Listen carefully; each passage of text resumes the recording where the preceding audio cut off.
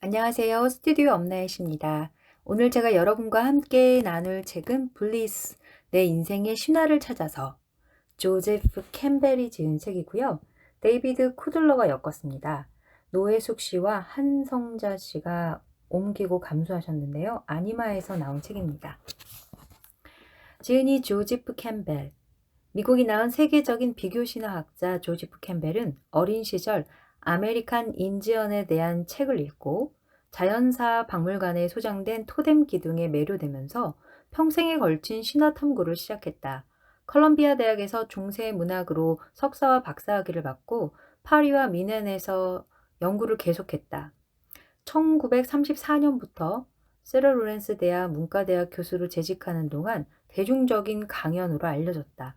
저서로는 천의 얼굴을 가진 영웅, 신하와 함께하는 삶, 신하의 힘, 신의 가면, 야생 숲과 위의 비행 등이 있다. 네, 지은이 조지프 캠벨의 생애를 좀 한번 소개해드리면요. 조지프 캠벨은 1904년 3월 26일 뉴욕주 화이트 플레인스에서 가톨릭계 중상층 가정의 장남으로 태어났다. 평범한 어린 시절을 보내던 캠벨은 7살이 된 해에 아버지의 손에 이끌려 남동생 찰리와 버팔로 빌의 와일드 웨스트 쇼를 구경하러 갔는데 그 경험이 그의 인생에서 중요한 계기가 되었다. 쇼의 주인공은 분명 카우보이들이었지만 캠벨은 손에 활과 화살을 들고 특별한 지혜가 담긴 표정으로 땅에 귀를 대고 있는 벌거벗은 아메리칸 인디언들의 모습에 매혹되었다. 캠벨에게 큰 영향을 준 철학자 아서 쇼펜하우어는 다음과 같은 말을 했다. 우리가 어린 시절과 청소년기에 보고 배우는 것들은 이후로 알게 모르게 지식을 습득하고 경험하는 방식과 기준이 되거나 또는 그에 따라 사물을 분류하게 된다. 그렇게 해서 세계관의 기초가 수립될 뿐 아니라 피상적이거나 깊이 있는 관점을 갖게 된다. 그 이후로도 계속 생각이 발전하고 완성되지만 본질적으로 변하지 않는다. 어린 캠벨도 그러했다. 그는 가족의 신앙생활에 열심히 참여했던 동시에 아메리칸 원주민 문화에 빠져들었다. 따라서 그의 세계관은 서로 다른 신화적 관점이 팽팽한 긴장을 이룬 가운데 형성되었을 것이다. 그는 아일랜드 카톨릭의 전통의식, 상징, 풍부한 유산에 둘러싸여 살았으나 다른 한편으로는 원시 부족의 직접 경험에 사로잡혀 있었다. 훗날 그는 원시 부족에게서 느낀 것을 다음과 같이 표현했다. 그들은 절대적으로 초월적이며 보편적으로 편재하는 전체 우주이면서 우리 자신의 근거가 되는 두렵고 매혹적인 신비를 끊임없이 역동적으로 보여준다. 10살 때는 동네 도서관의 어린이 서가에 있는 아메리칸 인디언에 대한 책을 모두 읽은 후에 성인 서가에 출입할 수 있는 허락을 받아 미국 민족학국 보고서 시리즈 전권을 완독했으며 미국 자연사 박물관에 전시된 토템 기둥과 가면 같은 수집품에 매료되어 자주 드나들면서 평생의 탐구를 시작했다. 13살에는 호흡기 질환을 치료하느라 한 해를 쉬고 잠시 뉴욕 웨스트체스터에 있는 사립학교 아이오나에 다니다가 다시 코네티컷 뉴밀포드의 카톨릭 기숙사 학교인 캔터베리로 전학했다. 고등학교 생활은 대체로 만족스러웠으나 그의 가족에게 큰 비극이 일어났다. 1919년 집에 불이 나서 할머니가 죽고 전 재산을 잃었다.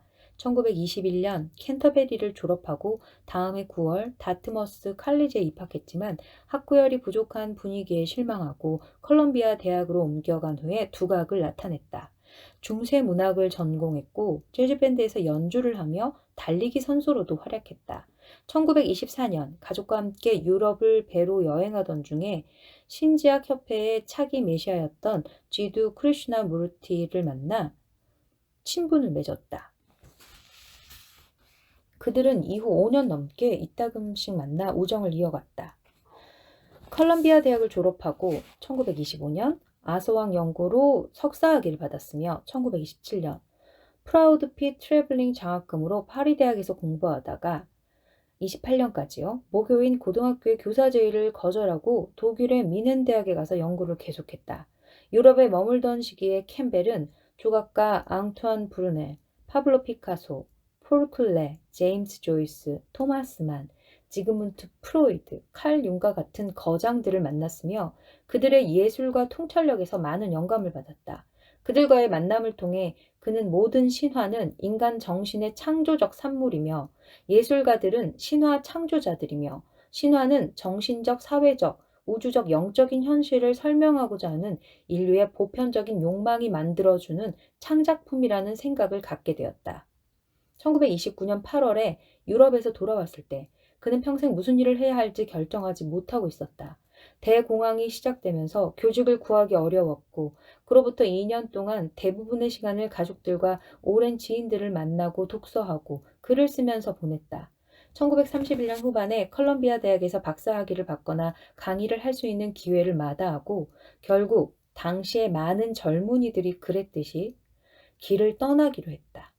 그는 국토횡단 여행을 하면서 아메리카의 영혼을 경험하며 인생의 목적을 발견하고자 했다. 로스앤젤레스에서 톨스토이의 전쟁과 평화를 원서로 읽기 위해 러시아어를 공부하다가 1932년 1월 그곳을 떠나며 자신의 미래에 대해 생각하며 일기에 다음과 같은 글을 남겼다. 나는 전혀 관련이 없는 주제들을 무턱대고 연구하는 데는 천부적인 소질을 타고난 것 같다. 어디에도 정착하지 못하고 있다는 것을 뼈저리게 느낀다. 중략. 내가 정말 원하는 것이 무엇인지 생각하면 길을 헤매고 있는 듯하다. 중략. 교수가 될 생각을 하면 몸이 근질거린다. 나 자신과 학생들에게 우리가 찾고 있는 것이 책 속에 있다고 믿게 하면서 평생을 보내야 한다니. 그것이 어디에 있는지 모르지만 책 속에 있지 않는 것만은 확실하다. 그것은 여행에 있는 것도 아니다. 캘리포니아에 있는 것도 아니다. 뉴욕에 있는 것도 아니다. 어디에 있을까? 그리고 그것은 대체 무엇일까? 내가 로스앤젤레스에서 얻은 수학이 있다면 내 경력에서 인류학을 제외시킨 것이다. 문득 원시와 아메리카 인디언에 대한 흥미를 살려 글을 써서 먹고 살 수 있을 것 같다는 생각이 들었다. 문학을 제외하고는 어떤 분야도 여기저기 무작정 헤매고 다니기를 좋아하는 내 취향과 맞지 않는 것은 확실하다. 과학은 나를 내리누를 것이다. 아마 과학보다는 문학에서 더 중요한 결실을 맺을 수 있을 것 같다. 만일 나의 존재를 정당화하기를 원하고 계속 인류를 위해 무언가 해야 한다는 생각에 사로잡혀 있다면, 그리고 만일 내가 세상을 올바로 볼 수 있는 눈을 갖춘다면, 현대의 가치들에 대해 올바른 비판을 하는 일은 세상에 도움이 될 것이다. 결국 인류를 구원하는 최선의 방법은 우리 자신을 완성하는 것이라는 크리슈나의 격언으로 돌아간다. 그는 샌프란시스코에 갔다가 다시 남쪽의 퍼시픽 그로브로 갔는데 그곳에서 존 스타인백 부부와 해양 생물학자 에드 리케츠와 자주 만났다. 그 시기에 그는 글을 쓰면서 로빈슨 제퍼스의 시와 오스발트 슈펜글러의 서구의 몰락을 읽었다. 70여 곳의 칼리지와 대학에 지원서를 냈으나 직장을 구하지는 못했다. 그러다가 이스트 코스트의 캔터베리 스쿨에서 사감으로 일하며 불행한 한 해를 보낸다. 그곳에서 좋은 일이 있었다면 그의 첫 단편소설 순수하게 플라토닉한이 리버티 잡지에 실린 것뿐이었다. 1933년 뉴욕의 우드스탁으로 가서 수돗물이 나오지 않는 오두막에서 지내며 독서를 하고 글을 쓰면서 1년을 보냈다. 그리고 마침내 1934년에 세러 로렌스 대학의 문학부 교수로 부임해서 30년 동안 그 자리를 지켰다. 1938년에는 그의 학생이었던 진 에드먼과 결혼했다. 에드먼은 후에 새로 떠오르는 분야였던 현대무용에서 중요한 위치에 서게 되었다. 처음에는 마사 그레엄이 신설한 무용단의 스타로 활동하다가 나중에는 직접 무용단을 창단하고 무용수이자 안무가가 되었다. 캠벨은 교수로 계속 재임했지만 그의 삶은 우연에 의해 외연을 넓혀 나갔다. 1940년 스와미 니킬라난다를 소개받고 스리 라마크리슈나의 복음의 새로운 번역에 참여했다. 뒤이어 니킬라난다는 그를 인도학자 하인리히 침머에게 소개했고 침머는 그를 폴과 메리 멜론 부부가 인문과학을 포함한 전반적인 문화적 공헌에서 교육과 연구의 발전을 도모하기 위해 설립한 볼링겐 재단의 편집자에게 소개했다. 캠벨은 볼링겐에서 의욕적으로 출판을 시작한 시리즈의 첫 번째 책인 두 형제가 아버지에게 간 곳, 나바호 전쟁 의식, 그 서문과 해설을 썼다. 1943년 침머가 52세의 나이로 갑자기 세상을 떠나자 그의 미망인 크리스티아나와 메리 멜론은 캠벨에게 침머의 유작을 출판해 줄 것을 부탁했다. 캠벨은 친머가 쓴 인도 예술과 문화의 신화와 상징, 왕과 시신, 인도 철학, 인도의 아시아 예술 2부작을 편집 출간했다.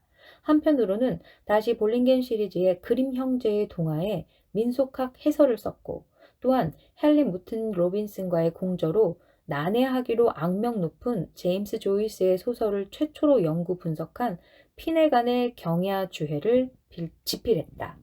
그가 처음 단독으로 집필한 작품 천의 얼굴을 가진 영웅은 작가 최고의 영예인 국립예술원 창작문학상을 수상했다. 캠벨은 모든 문화의 영웅 신화에 보편적이고 본질적인 패턴으로 나타나는 원질 신화, 제임스 조이스에서 빌려온 용어입니다. 그 원질 신화가 존재한다고 가정하고 있다. 또한 신화의 기본 주기를 설명하면서 영웅의 여정의 공통적인 변환을 개인의 삶뿐 아니라 문화에서 볼 수 있다고 이야기한다. 그의 저술은 창조적 예술가들에게 1950년대의 추상적 표현주의자들로부터 현대의 영화 감독들에 이르기까지 중요한 영향을 미치며 시간이 지나면서 고전으로 인정받고 있다. 캠벨은 계속해서 신의 가면, 5부작, 야생 수거위의 비행, 삶을 인도하는 신화, 신화의 이미지, 은유로서의 신화와 종교, 세계 신화의 역사 지도, 2부작 등 수십 편의 논문과 다수의 저서를 발표했다. 왕성한 집필 활동에도 불구하고 캠벨의 이름이 대중들에게 널리 알려진 것은 강연을 통해서였다. 1940년 라마크리슈나 비베카난다 센터에서 스리 라마크리슈나가 서양에 전하는 메시지라는 제목으로 처음 시작한 강연은 박학다식하고 기지 넘치는 이야기꾼으로서의 면모를 보여주었다. 그 뒤로 여기저기 연사로 초대받아 다양한 주제로 강연을 했다. 1956년에는 국무부 외교연구원의 초청으로 원고 없이 이틀 연속으로 강연을 해서 큰 호평을 받았고, 그 후 17년에 걸쳐 매년 그곳에서 강연을 했다. 1950년대 중반 뉴욕시 쿠퍼 유니언 대학에서 진행한 공개 강의 역시 점차 폭넓고 다양한 청중들의 관심을 받으면서 정기적인 행사로 자리를 잡았다. 캠벨은 1965년 에설럿 연구소에서 첫 강연을 한 이후로 해마다 빅서에 가서 최근의 생각과 깨달음에 대한 이야기를 나누었다. 그는 해가 갈수록 자신이 태평양 연안의 천국이라고 부른 그곳에서 체류하는 날을 기다리게 되었다. 1972년 집필에 전념하기 위해 세라 로렌스 대학의 교수직에서 은퇴했지만 매년 에설런 연구소에서 2달에 걸쳐 하는 강연은 빠뜨리지 않았다. 1985년 그에게 국립예술클럽의 문학 부분 메달을 수여하는 자리에서 제임스 힐먼은 말했다. 캠벨은 우리 세계의 어느 누구보다 프로이드, 토마스만, 레이스 트로스 등등 세상의 신비감과 그 영원한 형상들을 우리의 일상적인 의식 속으로 다시 가져왔다. 조지프 캠벨은 1987년 잠시 암으로 투병하다가 세상을 떠났다. 1988년 PBS 방송국에서 빌 모이어스와 7년여에 걸쳐 나눈 대화를 녹음한 6시간 분량의 신화의 힘이 방영되면서 그의 사상이 널리 알려졌다. 그가 죽었을 때 뉴스위크 잡지는 캠벨은 대중문화가 포용한 진지한 사상가로 미국 역사에서 가장 진귀한 지성인 한 사람이었다고 평가했다. 그는 말년에 쇼펜하우어가 개인의 운명에서 보이는 의도에 대해라는 에세이에서 한 말을 즐겨 인용했다. 우리는 각자 인생의 소설을 쓰는 작가이며 인생에서 우연히 일어나는 것처럼 보이는 사건들이 지나고 보면 어떤 줄거리를 갖고 있다는 것이다. 무엇보다 조지프 캠벨의 삶 자체가 쇼펜하우어가 한 말을 그대로 입증해 주는 듯하다. 네, 블레이스. 내 인생의 신화를 찾아서 그대 앞에 놓인 길이 분명히 보인다면 그것은 아마 다른 사람의 길일 것이다. 조지프 캠벨.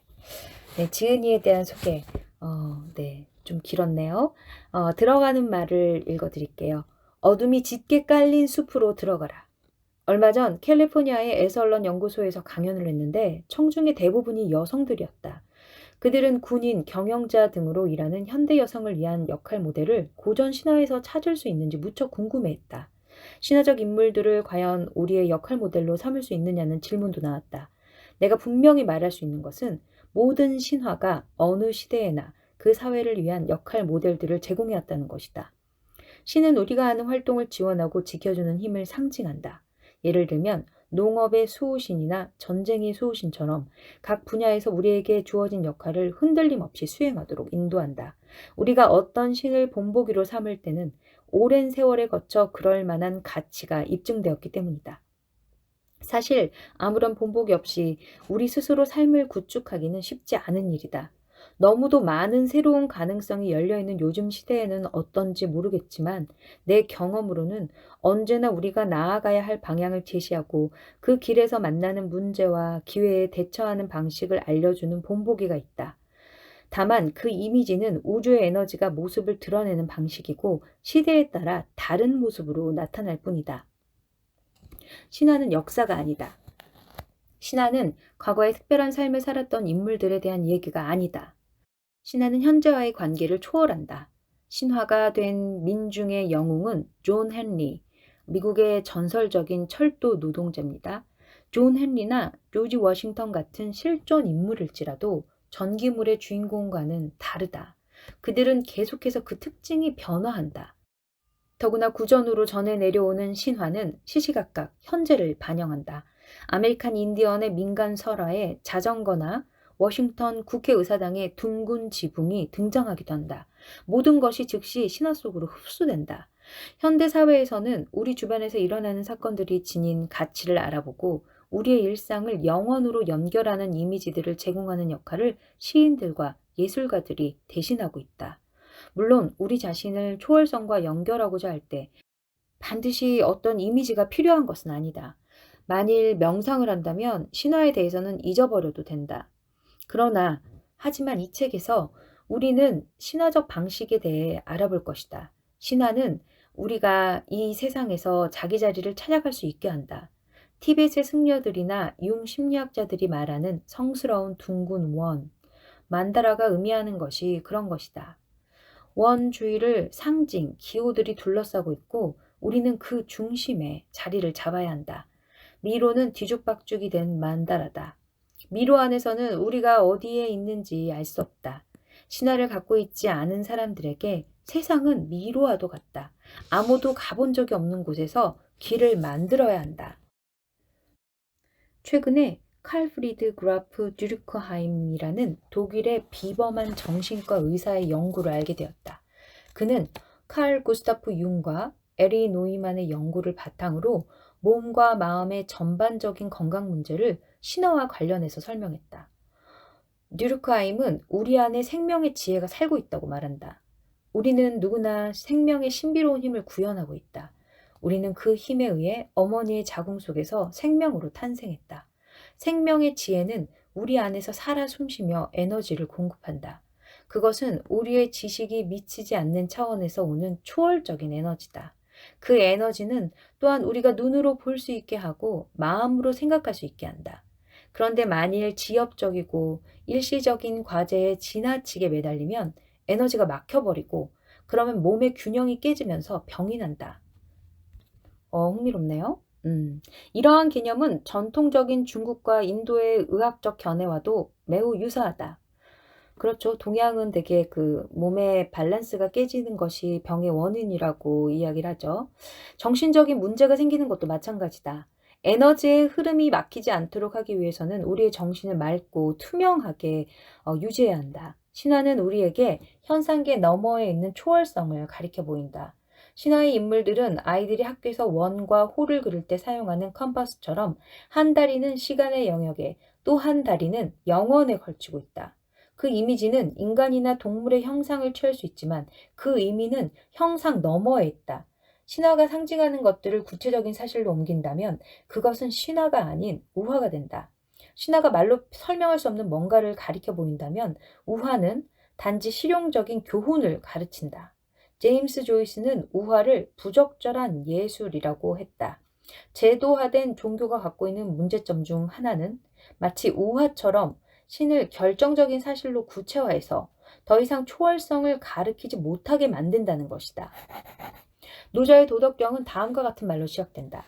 도를 도라고 부르면 그것은 도가 아니다. 도가도, 비상도, 명가명, 비상명. 네.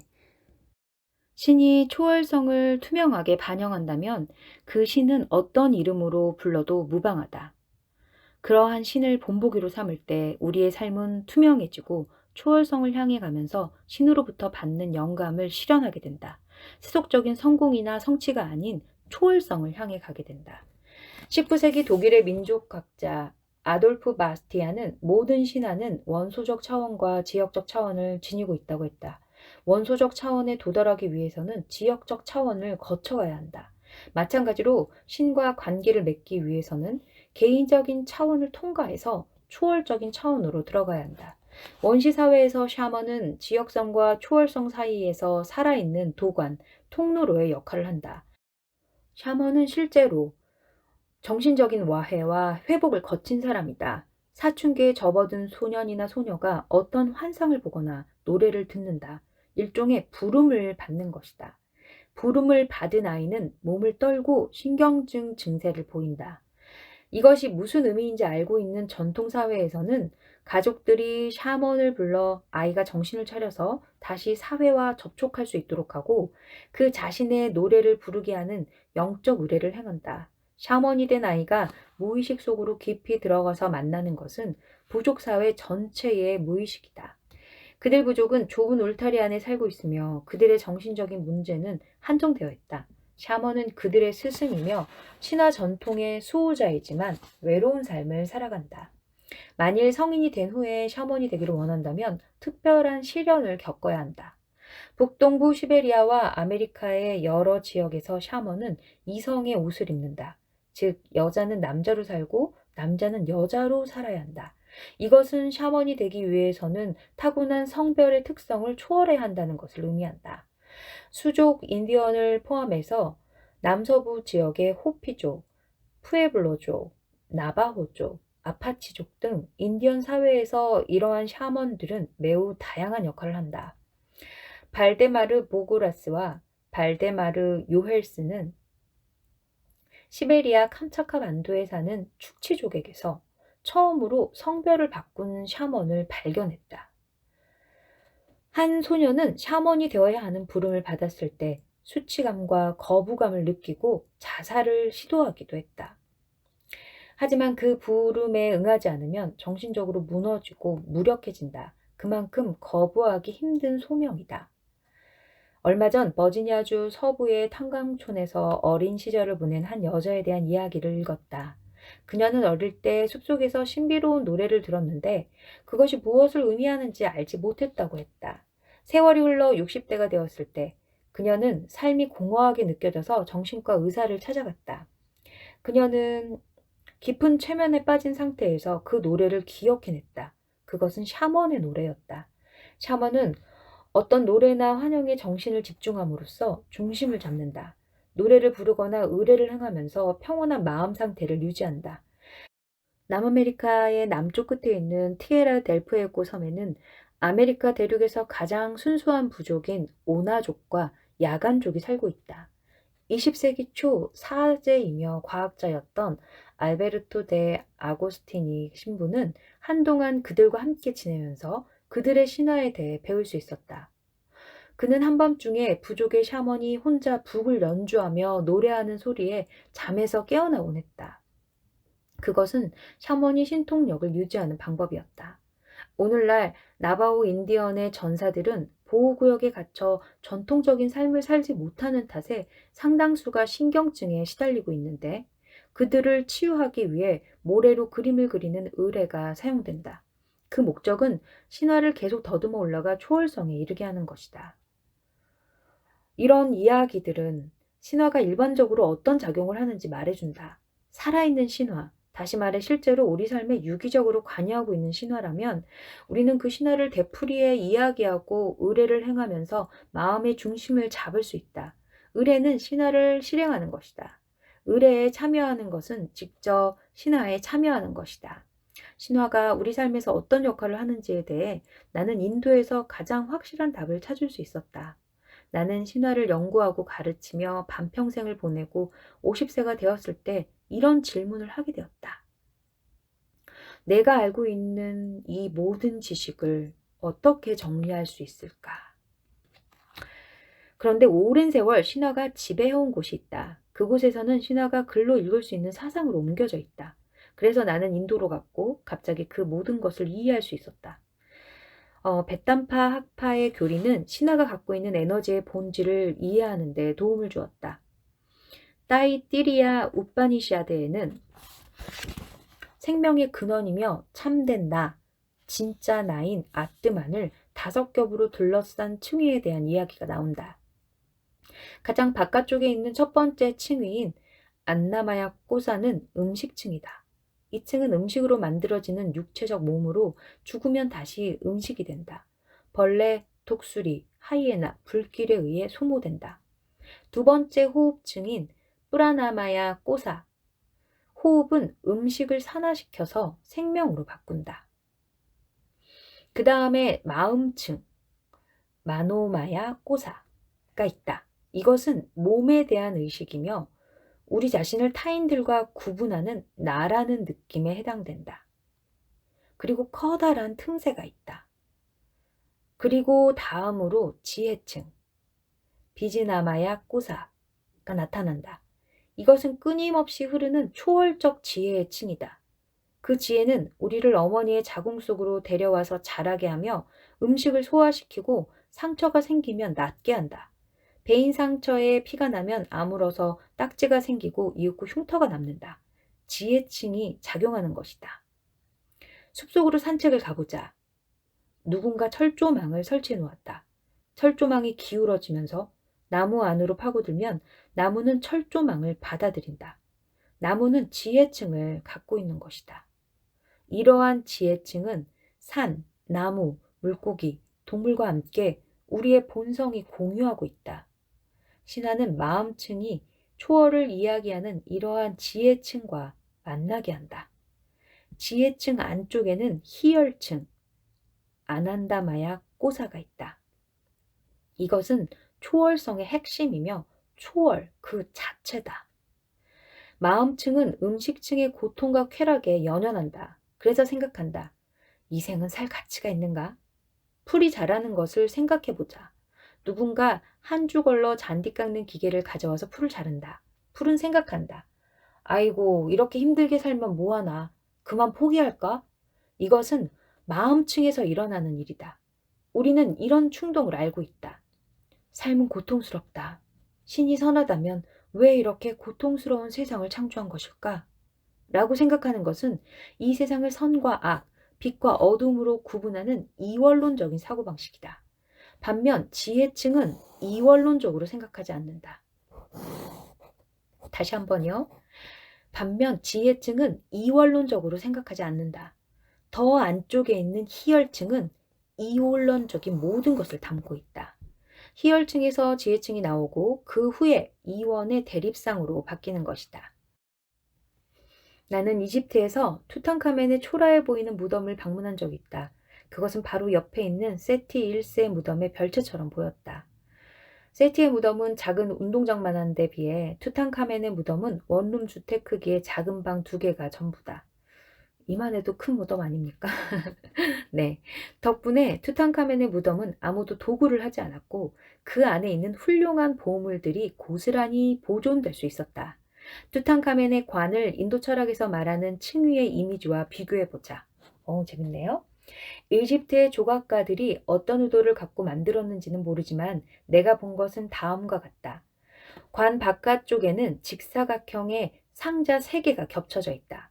그 상자들은 각각 음식층, 호흡층, 마음층에 해당한다. 그 안에 커다란 석관이 있어서 바깥쪽에 있는 3층과 안쪽에 있는 2층을 분리하고 있다. 그 석관의 안쪽에는 무엇이 있을까? 나무에 금과 청금석으로 무늬를 새긴 목관이 있다. 그 관은 소년의 모습을 하고 있고 가슴 위에 왕의 신분을 나타내는 표시가 있다. 이것은 지혜층에 해당한다. 그리고 그 안에 희열층이 있다.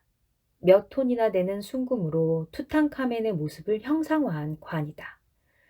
그 옛날 금을 채굴할 방법을 생각하면 그 많은 금을 얻기 위해 엄청난 희생을 치렀을 것이다. 그리고 마침내 가장 안쪽에 아뜨만, 몸 자체가 있다. 하지만 이집트인들은 몸을 영원히 응고시키면 영생을 살 수 있다고 믿었다. 이집트 박물관에 가보면 추가로 돈을 내고 들어가는 미라의 방이 있다. 그 방에는 목관들이 세 줄로 늘어서 있는데 관마다 파라오가 잠들어 있고 마치 채집한 나비 표본처럼 앞에 이름이 쓰여 있다. 아메노테프 1세, 2세, 3세 등등 마치 산부인과 병동의 신생아실을 연상시킨다. 이집트인들이 피라미드와 거대한 무덤을 만든 것은 영원한 삶을 음식 중의 삶과 동일시하는 오류에 근거한 것이다. 사실 영원은 그런 것과 아무 상관이 없다. 영원은 시간과는 상관이 없다. 시간은 우리를 영원으로부터 몰아낸다. 영원은 지금이다. 신화가 가리키는 것은 현재의 초월적 차원이다.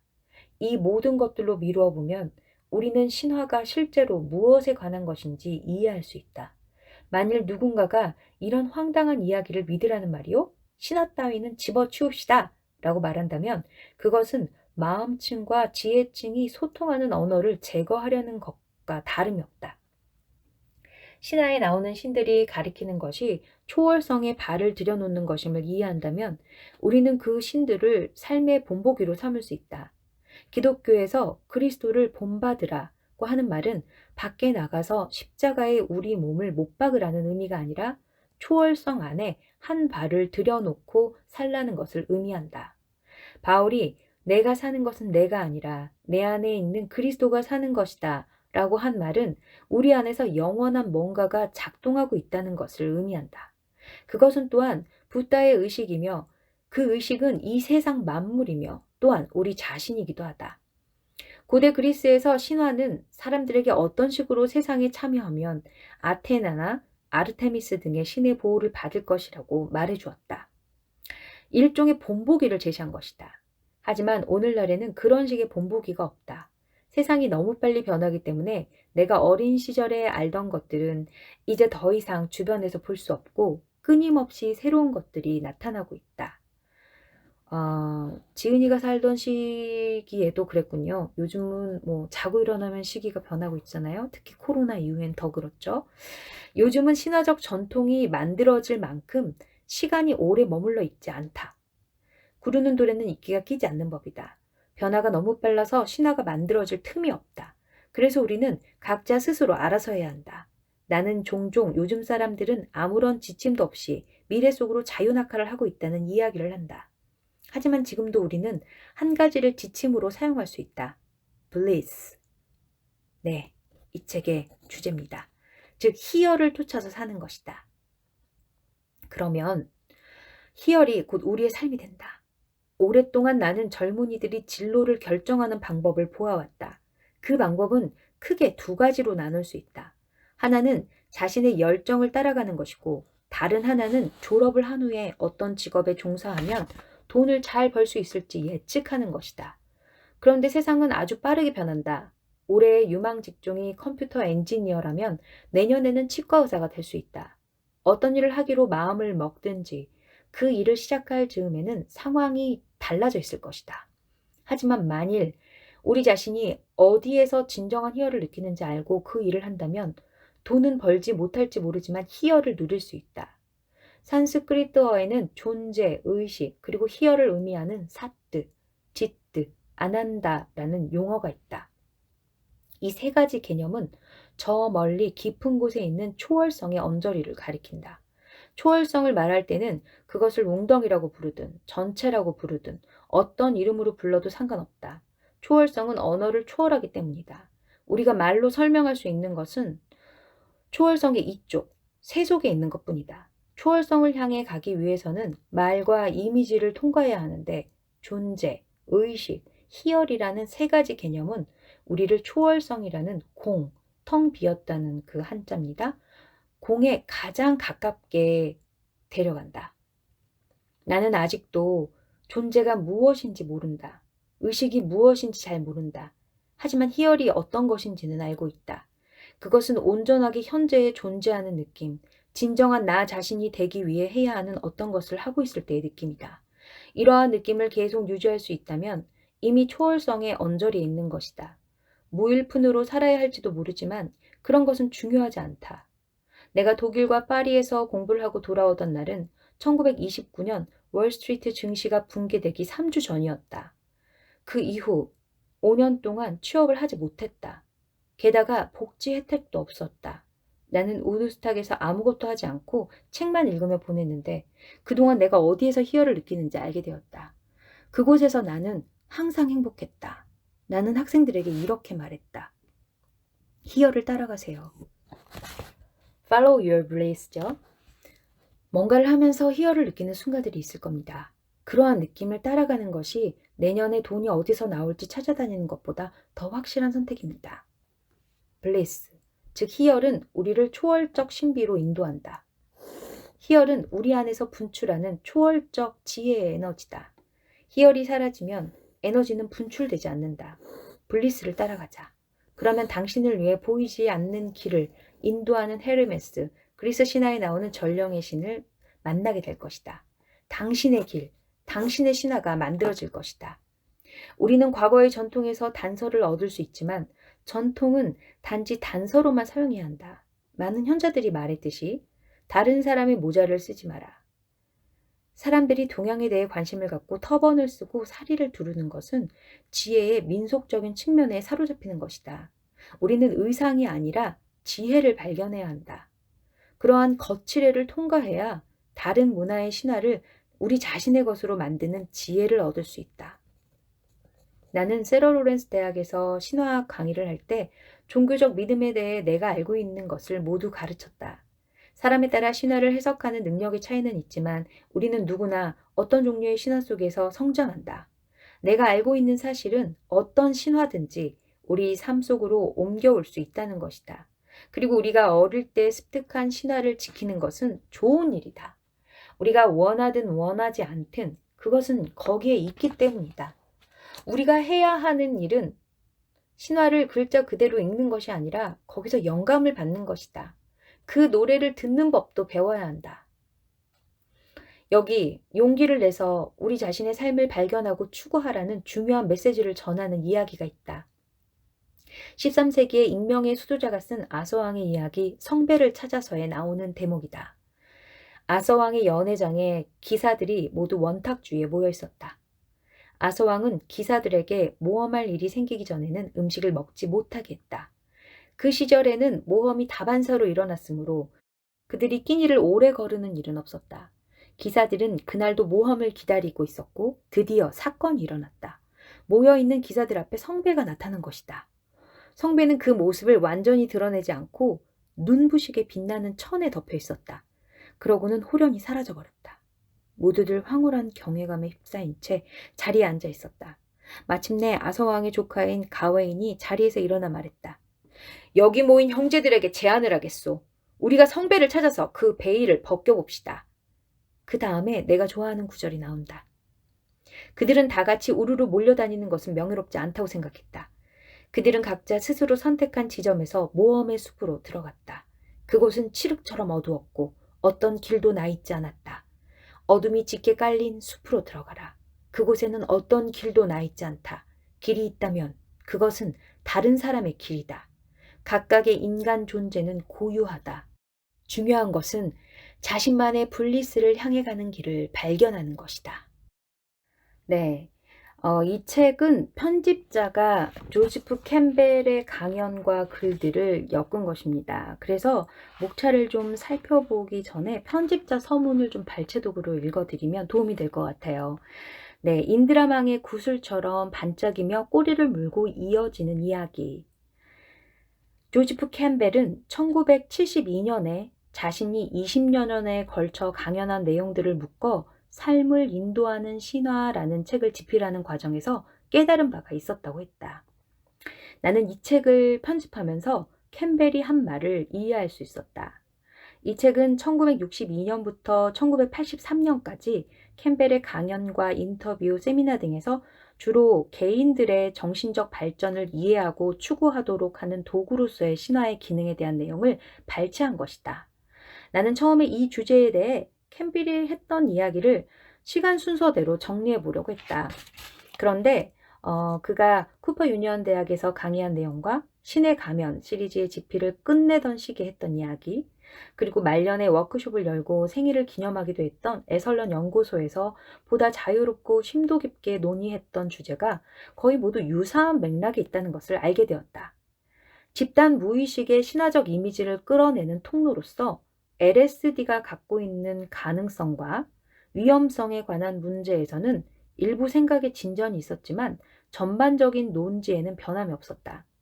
캠벨이 말하고자 하는 요점은 신화가 개인의 성장과 변화를 위한 틀을 제공하며 신화와 상징이 우리의 정신에 어떤 영향을 주는지를 이해한다면 우리 각자가 자신의 본성에 맞는 삶을 살아가는 방법, bliss, 즉 희열로 가는 길을 발견할 수 있다는 것이다. 이러한 그의 생각은 오랜 시간에 걸쳐 다듬어졌기 때문에 조지프 캠벨 선집보다도 이 책의 편집 작업이 좀 더 어렵게 느껴진 것 같다. 이 책의 1장과 2장에서는 개인의 정신적 발달을 이해하고 도모하는 신화의 역할에 대해 알아본다. 신화의 4가지 기능에 대한 내용을 주제가 유사한 여러 편의 강의에서 발췌해서 중복되지 않도록 정리했다. 3장에서 그리고 5장까지는 캠벨이 10여 년에 걸쳐 개인의 신화를 살아가기라는 제목으로 발표한 자료에서 발췌한 것으로 기본적인 신화 심리학에 초점을 맞췄다. 그 중에는 1시간 길이의 강연도 있고 일주일에 걸쳐 진행한 세미나도 있다. 강의 방식은 대체로 비슷했지만 청중, 상황, 그리고 캠벨 자신의 사고의 흐름에 따라 순서가 바뀌거나 주안점이 달라졌기 때문에 그의 생각을 깊이 탐구할 수 있도록 엮는 것이 쉽지 않았다. 6장에서는 천의 얼굴을 가진 영웅 중에서 캠벨이 개인의 삶을 들여다보는 도구로 제시한 기본적 전제들을 탐색한다. 이 장은 대부분 1983년 한 달에 걸쳐 진행한 세미나에서 발췌했는데 아주 자유롭고 광범위한 토론을 전개했기 때문에 한 가지 주제를 적용하거나 일관된 줄거리로 정리하기가 어려웠다. 무척이나 힘들고 겸손해지는 경험이었다. 그러나 조지프 캠벨의 글이 우리에게 주는 재미 중 하나가 바로 이런저런 이야기들이 마치 인드라망처럼 계속해서 꼬리에 꼬리를 물고 연결되는 것이다. 빛의 신화의 서문에서도 말했듯이 이 책에서도 캠벨의 비상한 개념적 도약을 볼 수 있다. 논리 전개가 허술한 부분이 있다면 오로지 내 역량이 부족한 탓이다. 네, 편집자인 데이비드 쿠들러의 글이었습니다. 언제까지 낙타로 살아갈 것인가? 요즘 극장가에는 공상과학이 창조해낸 슈퍼히어로들이 눈부신 활약을 펼치고 있다. 영화가 그려내는 현대의 영웅들은 가공할 만한 초능력이나 최첨단의 기술로 무장하고 있지만 그 줄거리는 거의 한결같다. 주인공은 어린 시절 시련을 겪으면서 자신이 남들과 다른 능력을 갖고 있다는 것을 알게 된다. 그 능력은 그에게 인류를 구원해야 하는 소명을 안겨준다. 망설이는 그의 앞에 스승이 나타나고 동지들과 연인의 도움을 받으며 거대한 악에 맞서 싸운다. 그리스 신화나 동서양의 민담, 할리우드 영화에 이르기까지 영웅담은 대부분 이런 줄거리를 갖고 있다. 이렇게 황당하고 도식적인 영웅 판타지가 계속해서 우리를 매혹시키는 이유가 무엇인지 궁금해진다. 조지프 캠벨은 영웅 신화가 인류의 공통적인 열망을 담고 있기 때문이라고 말한다. 신화는 인간 내면의 본질적인 심상이며 상상력의 산물이다. 그 중에서도 영웅 신화는 우리가 지닌 잠재력에 도달하고자 하는 인간 정신의 욕구를 반영해서 선명하고 흥미진진한 드라마를 전개해 보인다. 캠벨은 젊은이들에게 진로를 결정할 때 어떤 일을 해야 장래가 보장되는지 헤아리기보다는 내가 무엇을 할 때 가장 행복한가? 나에게 블리스를 느끼게 하는 일은 무엇인가? 를 생각해 보라고 충고한다. 캠벨이 말하는 블리스란 온전하게 현재에 존재하는 느낌, 진정한 나 자신이 되기 위해 해야 하는 어떤 것을 하고 있을 때 느끼는 희열감이다. 만일 블리스를 따라간다면 인생은 미로를 헤매이며 숱한 도전과 시련을 헤쳐나가는 영웅의 여정이 될 것이다. 성공하고 실패하는 것은 중요하지 않다. 시련을 극복하고 다시 일어설 때마다 우리는 전보다 더 강해지고 삶은 더욱 소중해진다. 중요한 것은 살아있다는 느낌, 충만한 존재감을 느끼며 사는 것이다. 캠벨은 자신의 인생 이야기를 들어 블리스의 의미에 대해 좀 더 구체적으로 이야기한 바 있다.